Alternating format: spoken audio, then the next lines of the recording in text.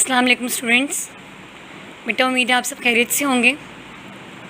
आपका जो computer science का लेक्चर है, जो इस मंथ का सिलेबस है आपका, वो chapter number 2 programming in science हमने जूम की क्लासेस में डिस्कस किया था, लेकिन अभी हम इसका रिव्यू, तो आपके लिए एक छोटा सा रिव्यू है चैप्टर नंबर 2 का कि हमने उस चैप्टर नंबर 2 में क्या क्या डिस्कस किया।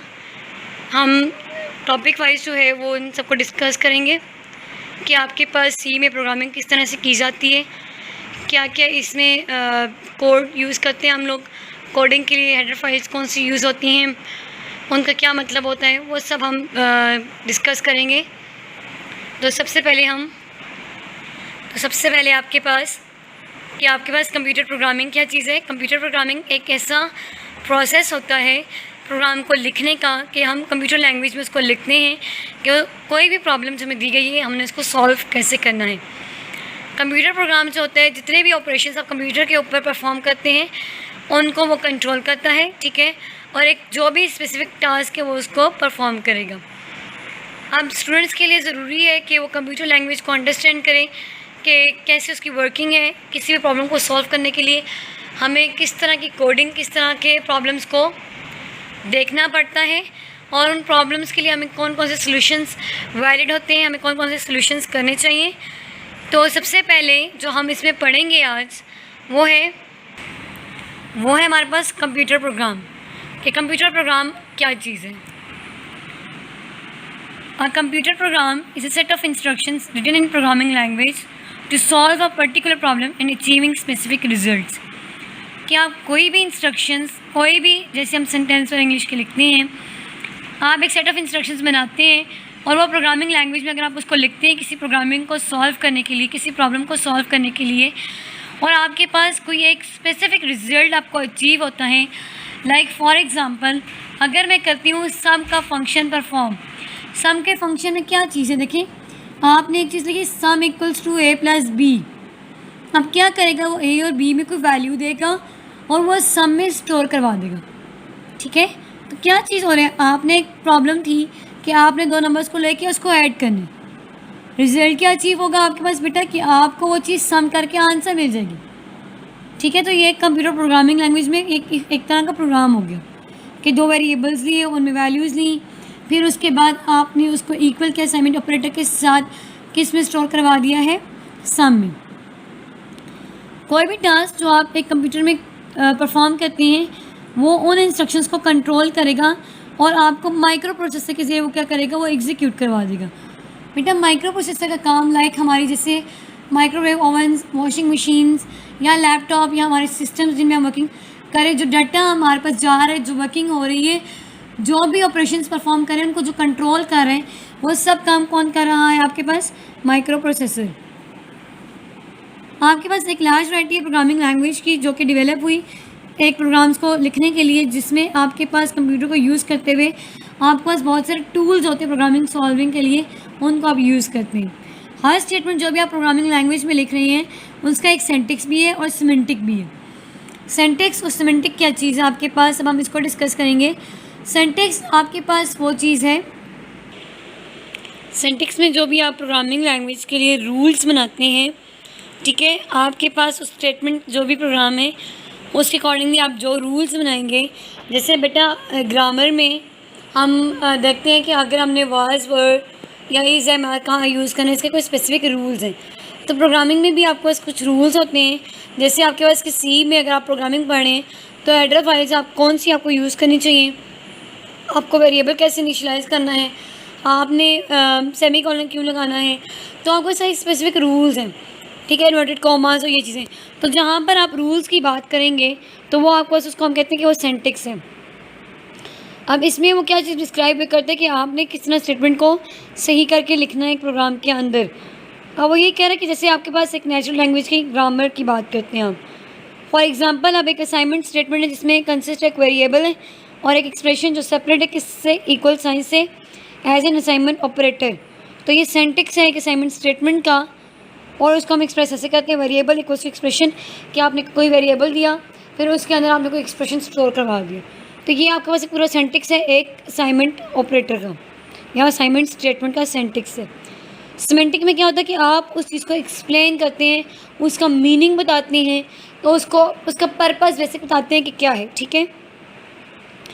लाइक आपके पास जो भी ऑपरेशन आप परफॉर्म करें कंप्यूटर के ऊपर, एग्जीक्यूट होने से पहले पहले स्टेटमेंट में उसके सीक्वेंस कैसे है वो सबको डिस्क्राइब करेगा।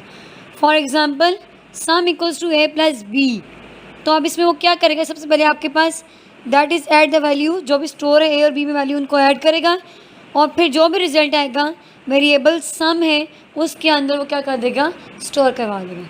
तो ये बेसिकली सिंटैक्स आपके पास क्या चीज़ थी जिसमें सिर्फ और सिर्फ आप क्या करते, रूल्स बता रहे थे, लेकिन उसका मीनिंग, उसको यूज़ करना, जो भी ऑपरेशंस परफॉर्म हो रहे हैं एक सिस्टम के अंदर, उन सब का मीनिंग जो परफॉर्म करता है वो है सीमेंट। नेक्स्ट टॉपिक जो हमारे पास है वो है प्रोग्रामिंग लैंग्वेज। आपके पास प्रोग्रामिंग लैंग्वेज वो लैंग्वेज है जिसको कंप्यूटर ईजिली अंडरस्टैंड कर लेता है, ठीक है। इसमें क्या होता है कि आप कोई भी इंस्ट्रक्शंस कंप्यूटर को देते हैं और वो एक स्पेसिफिक टास्क परफॉर्म कर लेता है। कोई भी जो आप प्रोग्राम लिख रहे हैं वो कंप्यूटर प्रोग्राम जब आप लिख रहे हैं तो प्रोग्रामिंग लैंग्वेज में हम अगर उसको हमने क्लासीफाई करना है तो वो लो लेवल लैंग्वेज और हाई लेवल लैंग्वेज में कन्वर्ट कर दी जाती है।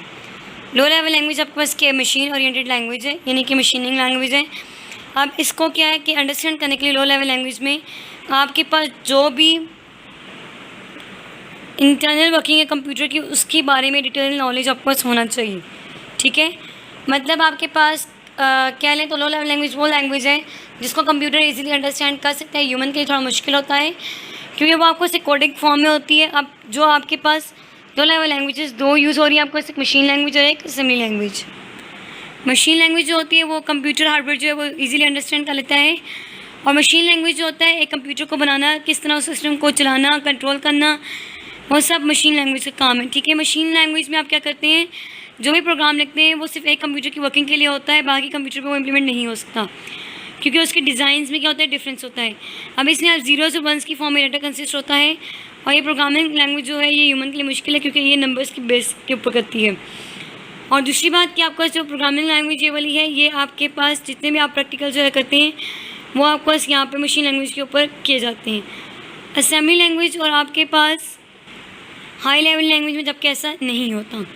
हाई लेवल लैंग्वेज में आपके पास क्या है, आपके पास सिम्बॉलिक कोड्स होते हैं, मतलब कुछ कोड्स होते हैं जिनको इम्प्लीमेंट आपने करना होता है, किस तरह के एब्रीविएशंस, जैसे आप हैश इंक्लूड stdi.h यूज़ करते हो सी में, तो stdi.h stdi.h क्या किसी एब्रीविएशन है आपके पास, वो क्या है, वो आपका असेंबली लैंग्वेज है जिसको हम निमोनिक्स भी कहते हैं, और ये डेवलप किए कंप्यूटर प्रोग्रामिंग को और ईजी बनाने के लिए द मशीन लैंग्वेज। और इसमें जो है एज अकॉर्डिंग टू प्रोग्राम लिखना याद करना वो ईजी है as compare to machine language. और प्रोग्राम जो भी आप असेंबली लैंग्वेज में लिख रहे हैं सबसे पहले वो आपके पास क्या होगा, कन्वर्ट होगा आपके पास मशीन लैंग्वेज में, और जो आपके पास असेंबली लैंग्वेज मशीन लैंग्वेज में कन्वर्ट होती है उसको हम क्या कहते हैं, उस प्रोग्राम को असेंबलर कहते हैं, ठीक है। And the next one is आपका high level language. High level language होती है ये आपको सिंपल जो इंग्लिश बेस्ड लैंग्वेज होती है उसको हम कहते हैं, और इसमें जो प्रोग्राम्स लिखे वो जाते हैं वो आपको इंग्लिश लैंग्वेज में लिखे जाते हैं, ठीक है, जो कि जैसे प्रिंट एफ, स्कैन एफ, ये सब क्या है आपका हाई लेवल लैंग्वेजेस हैं। तो कॉमन एग्जांपल्स भी आपको दी गई हैं। अब जो आपके पास हाई लेवल लैंग्वेज प्रोग्राम को मशीन लैंग्वेज में कन्वर्ट करेगा उसको हम कंपाइलर या इंटरप्रेटर कहते हैं, ठीक है। इसमें कोडिंग या डीबगिंग जो भी आप हाई लेवल प्रोग्रामिंग में करते हैं वो ईजी होती है as compare to high level language. High level languages में आपका प्रोसीजरल, स्ट्रक्चर और ऑब्जेक्ट ओरिएंटेड प्रोग्रामिंग शामिल है। प्रोसीजरल में आपके पास क्या होते हैं कि आपके पास एक प्रोग्राम है, अगर उसको आप डिवाइड कर देते हैं स्मॉल पार्ट्स के अंदर उसका मॉड्यूल्स कहते हैं और या मॉड्यूलर प्रोग्रामिंग कहते हैं। और इसमें क्या होता है आपका मॉड्यूलर में आपके पास जो भी आप ग्रुप ऑफ स्टेटमेंट्स दे रहे हैं वो एग्जीक्यूट हो सकते हैं एक ही प्रोग्राम के अंदर बहुत दफ़ा, ठीक है। और हर मॉड्यूल जो है इस प्रोग्राम के अंदर उसका एक कोई स्पेसिफिक टास्क है। लाइक अगर आप एक ही प्रोग्राम के अंदर सम कर रही हैं, मल्टीप्लाई कर रही हैं, डिवीजन करें, तो हर एक अलग का क्या है, एक अलग टास्क है। इसकी एग्जांपल्स भी आपको गिवन है, Fortran, Pascal, C and basic. Structural language के 3 बेसिक पार्ट्स हैं, सीक्वेंस, सिलेक्शन और रिपीटिशन। सीक्वेंस के आपके पास कोई भी प्रोग्राम है उसको अगर आप एक रूल के ज़रिए करें किसी भी, तो उसका सीक्वेंस को फॉलो करना जो होता है वो आपको सीक्वेंसिंग में आएगा, ठीक है। सिलेक्शन में कि आपका आया का कंडीशन ट्रू है, फॉल्स है, या आपका सही कंडीशन चलानी है, बहुत सारी कंडीशंस चलानी है, तो आपने किसी चीज़ को सिलेक्ट करना है तो वो सिलेक्शन बेस में आएगा। रिपीटिशन में कि अगर आपने एक बहुत सारी वैल्यूज़ के अंदर उसी चीज़ के अंदर घूमते रहना है, लाइक 6 का अगर आपने करना है 6 से 1 तक चलाना है, 6 से 5, 5 से 4, 3, 2 एंड देन 1 तक वो घूमेगा, तो वो जो बार बार रिपीटिशन वो मल्टीप्लाई कर रहे हैं तो वो रिपीटिशन लूप में आएगी और उसको हम कहते हैं वो लूप है। ऑब्जेक्ट ओरिएंटेड प्रोग्रामिंग वो प्रोग्रामिंग है लाइक आप किसी भी ऑब्जेक्ट को इसमें डिफाइन कर देते हैं। लाइक आपके पास किसी भी स्टूडेंट की इंफॉर्मेशन है तो उस इंफॉर्मेशन में आप जिस तरह उसकी एजुकेशनल एक्टिविटीज़ ले लेंगे, अदर एक्टिविटीज़ ले लेंगे, तो वो सारी उसकी एक इंफॉर्मेशन में आ जाएगा। लाइक अगर आप एक ऑब्जेक्ट ले रहे हैं व्हीकल, अब उस ऑब्जेक्ट में आपके पास क्या है, उसके ऑब्जेक्ट्स क्या हो जाएंगे आपके पास कि उसमें उसके व्हील्स कितने, डोर्स कितने, कलर के, नंबर ऑफ़ सीट्स के हैं, या सेट ऑफ एक्टिविटीज़ में अगर आप आते हैं तो वो कौन कौन सी परफॉर्म कर रहा हो वो ऑब्जेक्ट, स्ट्रेट, एक्सलरेट, ब्रेक, ये सब एक्सलरेटेड जो भी आप यूज़ करें ये सब उसकी एक्टिविटीज़ में शामिल हो जाएगा। ठीक है। कैरेक्टरिस्टिक्स में अगर आप आते हैं तो ये आपके पास लैंग्वेज क्या है, ये इजी है, सिंपल है और ये मशीन डिपेंडेंट नहीं है। ठीक है, क्योंकि ये ह्यूमन की लैंग्वेज है और ये इंडिपेंडेंट है। मशीन जो भी आप machine language high level language में लिखते हैं वो सबसे पहले ट्रांसलेट होगा मशीन लैंग्वेज के अंदर जैसे ही उसने एग्जीक्यूशन से पहले। इसमें रिमूव और फाइंड करना एरर्स ईजी है as compare to machine language. और हाई लेवल लैंग्वेज जो होती है वो हाईली स्ट्रक्चर है क्योंकि इसमें प्रोग्रामर जो होते हैं वो जितने मर्जी लेंथी प्रोग्राम्स लिख सकते हैं, यानी कि एक प्रोग्राम को बहुत सारे मॉड्यूल्स के अंदर वो डिवाइड कर सकते हैं। इसमें टेस्टिंग और प्रोग्राम्स की इजी है एज़ कम्पेयर टू आपके पास मशीन लैंग्वेज। फिर जो बेसिक अगर आपके पास आती है C++, आपके पास कब इन्वेंट हुई, ठीक है, बेसिक आपके पास इसका क्या पर्पज़ है, इसकी सेपरेट शीट्स क्या बनती हैं, सब चीज़ें उसमें आ जाएंगी। फिर विजुअल बेसिक में आपके पास विजुअल बेसिक स्टैंड फॉर आपके पास है कि विजुअल बेसिक आपके पास VB है, ठीक है, और basic stand for beginners all purpose, और इसमें सिंबल्स और अभी आपके इंक्लूड होते हैं। आप वेब एप्लीकेशन वगैरह के लिए इसको यूज़ करते हैं, ठीक है। C# को हम C# भी बोलते हैं और इसके कुछ जो फीचर्स हैं वो जावा से मिलते जुलते हैं, ठीक है, ये भी वेब एप्लीकेशन वगैरह के लिए लिखी जाती हैं। ठीक, जावा की बात करते हैं तो C++ से ही आपके पास फर्दर इन्हेंसमेंट इसकी हुई थी और ये इसी के अकॉर्डिंगली सिमिलर इसका भी कोड है। ज़्यादा गेम्स वगैरह के लिए जावा को हम यूज़ करते हैं। अब अगर हम आते हैं कंपाइलर आपके पास एक ऐसा सॉफ्टवेयर है जिसमें आप सोर्स प्रोग्राम को ऑब्जेक्ट प्रोग्राम में ट्रांसलेट करते हैं। डायग्राम आपको नज़र आ रही बेटा कि सोर्स प्रोग्राम को अगर हमने ऑब्जेक्ट प्रोग्राम में कन्वर्ट करना है तो हम कंपाइलर को यूज़ करेंगे। सोर्स प्रोग्राम आपके पास वो सारी स्टेटमेंट्स होती हैं हाई लेवल लैंग्वेजेस में, जैसे C, पास्कल और जावा वगैरह, ठीक है। अगर हम कोई भी एक प्रोग्राम जो C लैंग्वेज में प्रोग्रामर लिखता है to print table of a number is known as, वो आपको क्या है, अगर कोई टेबल हम लिख रहे हैं 51 से 556 तो ये एक सोर्स प्रोग्राम है। लेकिन जब ये ट्रांसलेट होता है कंपाइलर आपको कोडिंग लिखते हैं, लाइक अगर मैं कहती हूँ I = 1, I ≤ 5 फॉर एग्जाम्पल, आप एक टेबल की तरह करते हैं कि आपको एक 5 नंबर भी लेना है, 1 नंबर भी लेना है, मल्टीप्लाई करना है और उसको = 5 प्रिंट करवाना है। तो ये जो सारा काम वो करेगा ये सिर्फ आप अपनी माइंड में, अपनी थिंकिंग में आप जो लिख रहे हैं उसके वो एक सोर्स प्रोग्राम है। लेकिन उसने कोडिंग में उसको कन्वर्ट करके उस चीज़ को समझा कि यहाँ ये मल्टीप्लिकेशन परफॉर्म करके उसने क्या टेबल प्रिंट करवाना, तो वो सारा क्या हो जाएगा आपके पास वो मशीन लैंग्वेज। तो वो जो रिजल्ट प्रोग्राम है उसको हम ऑब्जेक्ट प्रोग्राम भी कहते हैं, ठीक है। ऑब्जेक्ट प्रोग्राम कंप्यूटर प्रोसेसर समझ सकता है लेकिन ह्यूमन उसको रीड नहीं कर सकता क्योंकि वो ज़ीरोस और नंबर्स की फॉर्म में कंसिस्ट होता है। इंटरप्रेटर का काम किया कि हाई लेवल लैंग्वेज को मशीन लैंग्वेज के अंदर कन्वर्ट करना, लेकिन आपके पास ये एक इंस्ट्रक्शन टाइम जो होता है वो आपके पास ट्रांसलेट करता है, जबकि कंपाइलर एज अ होल वो चेक करके आपकी जो इंस्ट्रक्शन है वो देख लेते हैं। लेकिन ये क्या करता है, टाइम एक चेक करता है और फिर उसको एग्जीक्यूट करता है ट्रांसलेट करने से पहले, नेक्स्ट इंस्ट्रक्शन ट्रांसलेट करने से पहले। इसके एग्जाम्पल भी आपको गिवन है। इंटरप्रेटर रीड करते हैं हर स्टेटमेंट जो भी सोर्स प्रोग्राम में सिर्फ एक दफ़ा और उसको डिटरमाइन करते हैं कि क्या उसका मतलब है और वो इसको एग्जीक्यूट करते हैं, ठीक है। तो वो मशीन लैंग्वेज में ट्रांसलेट करने कर लेते हैं, जब उसको एग्जीक्यूशन करनी होती है उससे पहले ये सब काम वो कर लेते हैं, ठीक है। और एज़ कम्पेयर टू कंपाइलर जो कंपाइलेशन होती है वो एज़ कम्पेयर टू ईजी है, और एज़ कम्पेयर टू जो कंपाइलेशन है, कंपाइल प्रोग्राम होते हैं वो रन फास्ट होते हैं एज़ कम्पेयर टू इंटरप्रेटर। अब आपके पास IDE क्या है कि आपके पास जो हम यूज़ करते हैं IDE इन्वायरमेंट, उसमें आपके पास क्रिएट करना प्रोग्राम, कंपाइल और रनिंग प्रोग्राम शामिल होते हैं। IDE एक ऐसा प्रोसेसर है जिसमें सारे के सारे टूल्स एक ही जगह पे आपको मिल जाएंगे, ठीक है। अब आपके पास जो टूल्स हैं, मॉड्यूल्स हैं वो हम पढ़ने लगे हैं, जो text editor, compiler, linker, loader और डीबगर। टेक्स्ट एडिटर में आप जो भी टेक्स्ट वगैरह लिखते हैं, कोई सोर्स प्रोग्राम लिखते हैं, एडिट करते हैं, वो आपका प्लेन टेक्स्ट होते हैं, ठीक है। और इसमें क्या है, आपके पास जो ऑटोमेटिकली हाईलाइट करते हैं compile errors to simplify removing name. Compiler काम क्या होता है, वो इनको कंपाइल करते हुए देखते हैं कहाँ कहाँ एरर है, ताकि वो इसको इजीली रिमूव कर सकें। कंपाइलर का काम किया मैंने अभी आपको बताया, जो सोर्स प्रोग्राम को ऑब्जेक्ट प्रोग्राम पे कन्वर्ट कर दें, लेकिन इसमें आपको इसके लिंकर और एग्जीक्यूटेबल प्रोग्राम और सी लाइब्रेरी फंक्शंस भी इन्वॉल्व होंगे, ठीक है।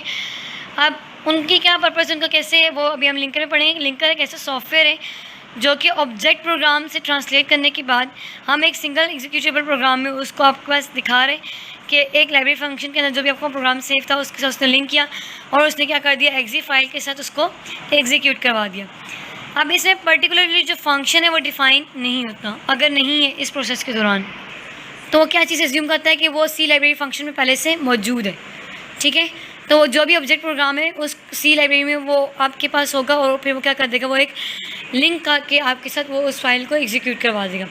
लोडर का काम क्या है, लोडर में वो प्रोग्राम्स जो हैं वो लोड करते हैं मेमोरी में और उसको वो एग्जीक्यूट करवा देते हैं। डीबगर का काम क्या है, ये एक ऐसा सॉफ्टवेयर है जो कि प्रोग्राम एग्जीक्यूट करते हैं लाइन बाय लाइन, और इसमें वो देखता है जो भी वैल्यूज़ में स्टोर हैं उसमें कहीं आपके पास एरर वगैरह हैं या वो फाइंड करेगा, उनको वो क्या कर देगा, रिमूव कर देगा।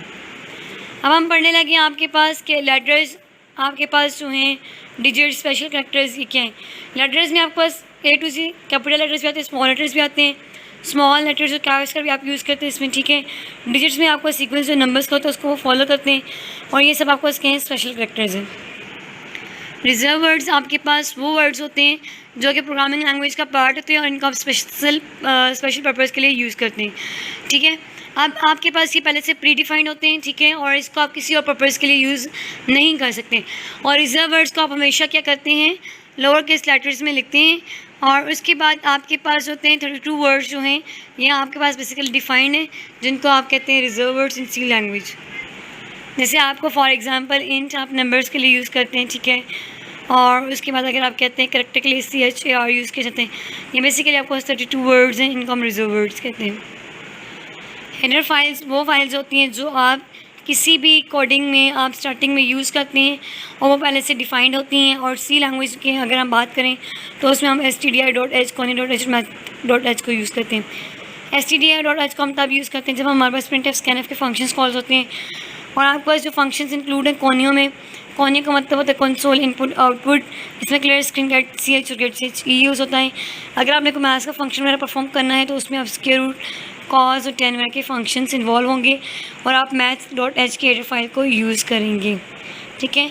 आप जो भी टास्क ले रहे हैं उसमें अगर इनपुट और आउटपुट शामिल हैं और तमाम ऑपरेशन जो भी आप ले रहे हैं तो वो सब परफॉर्म करने से पहले आपको हेडर फाइल्स लगानी पड़ती हैं, ठीक है। लाइब्रेरी फाइल्स के अंदर आपको हेडर फाइल्स होती हैं और हेडर फाइल का एक स्पेसिफिक पर्पज़ होता है।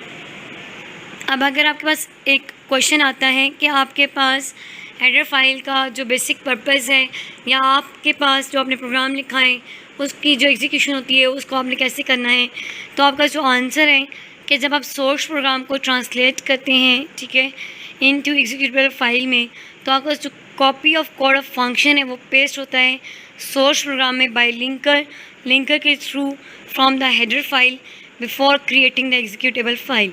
के लिंकर के थ्रू जब वो आपको क्रिएट हो जाता है तो आपके पास क्या होगा, वो हेडर फाइल के थ्रू जो कोड है वो कॉपी होगा। जब आप हेडर फाइल किसी भी सिस्टम में आपके पास जो भी सॉफ्टवेयर है, सी है, जावा है, तो जिस तरह की भी प्रोग्रामिंग आप यूज़ करें तो उसकी हेडर फाइल में पहले वो स्टोर करेगा, देन वो एग्जीक्यूटेबल फाइल में जाएगा, ठीक है। नेक्स्ट टॉपिक हमारे पास है प्री प्रोसेसर डायरेक्टिव्स। ये आपके पास वो इंस्ट्रक्शंस होती हैं जो सी कंपाइलर की होती हैं और हर सी लैंग्वेज जो होती है आपके पास उसमें प्री प्रोसेसर डायरेक्टिव्स होता है। प्रोग्राम शुरू होने से पहले जब वो ट्रांसलेट करना होता है उसने, तो कंपाइलर क्या करता है, वो तमाम प्री प्रोसेसर डायरेक्टिव्स उठाता है। जैसे कि वो जो आपके पास डायरेक्टिव्स होते हैं उसकी सबसे बड़ी निशानी यही होती है कि वो हैश से स्टार्ट होती हैं। अब आपके पास जो हैश इंक्लूड और हैश डिफाइन है, सबसे पहले हम हैश इंक्लूड में आपके पास हैश इंक्लूड और हेडर फाइल का नेम, चाहे आप stdi.h यूज़ करें, conny.h यूज़ करें, उनके अलग अलग फंक्शंस हैं। नेक्स्ट हमारे पास है मेन फंक्शन। सी प्रोग्राम में आपको एक से फंक्शंस हो सकते हैं।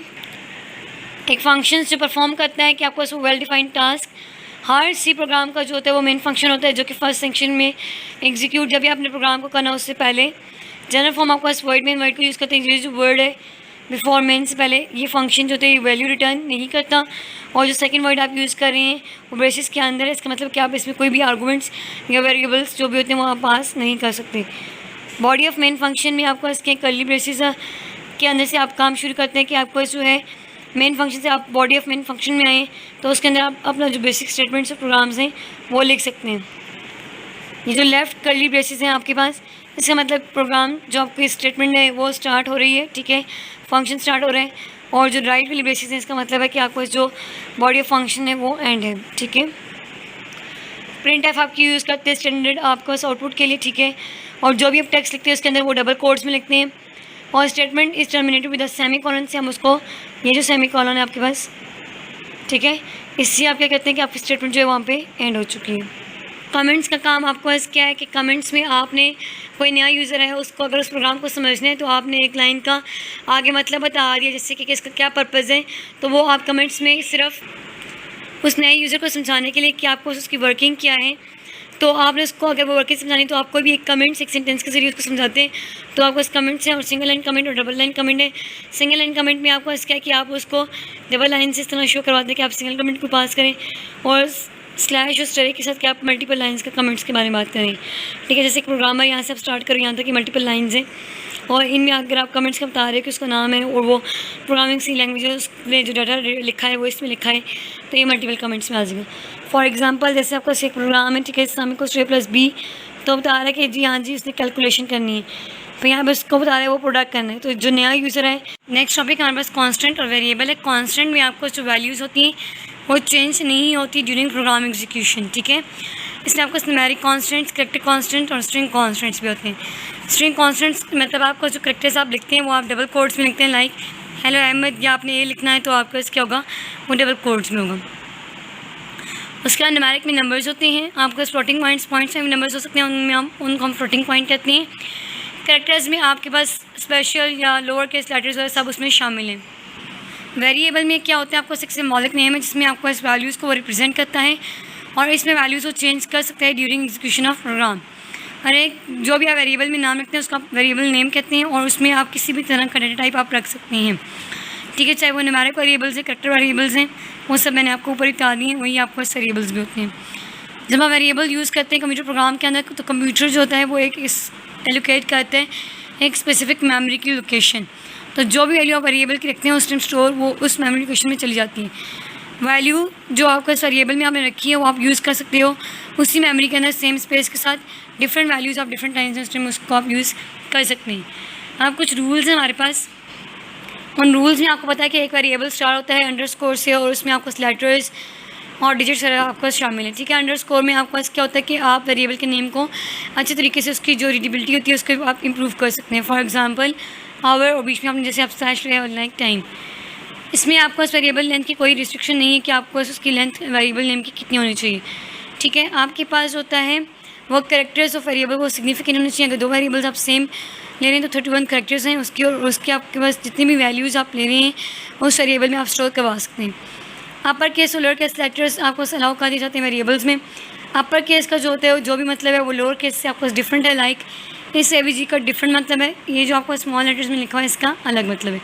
स्पेशल कैरेक्टर्स जो आपको @ और आप हैश को यूज़ कर रहे हैं ये आप नहीं कर सकते as a variable. Reserve words जो आप सी लैंग्वेज में यूज़ करते हैं ये भी आप यूज़ नहीं कर सकते, और स्पेस भी आपके पास वेरिएबल नेम में इंक्लूड नहीं होती, ठीक है। आपके पास जो इस चैप्टर का मेन रिव्यू था तो कॉन्स्टेंट्स, वेरिएबल्स, और आपने सब चीज़ें पढ़ी, प्रीफिक्स, डायरेक्टर्स वगैरह ये सब मैंने आपको बता दिए, और आपने जो बेसिक इसकी एक्सरसाइज है वो सब इसी के ऊपर बेस करी है। तो आपने अच्छे तरीके से इस चैप्टर को पढ़ना है। आई होप सो कि आप लोगों को चैप्टर नंबर 2 अच्छे से समझ आ गया होगा। Wish you best of luck, अच्छे से पढ़िएगा और अच्छे से इसकी तैयारी कीजिएगा। कोई भी चीज़ अगर क्लियर नहीं होती तो आप अपने स्कूल के पेज के ऊपर जाकर आप टीचर से जिस तरह का भी आप लिंक कर सकते हैं, आप अपने स्कूल वालों से आप पूछ सकते हैं। लेकिन आपको मुझे उम्मीद है कि जो वीडियो आपके साथ ये शेयर की जा रही है इसमें सारे कॉन्सेप्ट्स आपको क्लियर हो जाएंगे। Wish you best of luck बेटा, अल्लाह हाफिज़।